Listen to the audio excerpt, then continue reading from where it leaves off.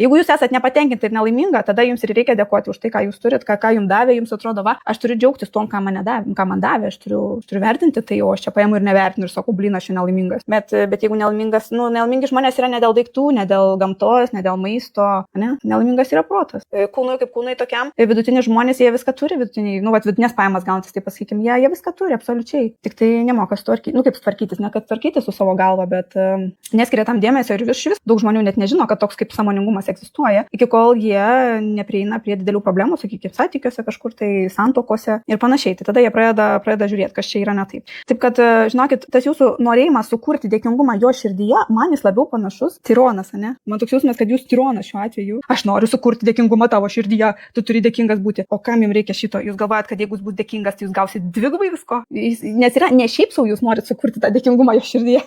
Yra kažkokia tai priežastis. Tai va, kokia priežastis jūs pati pasigalvokite, kam jums to reikia.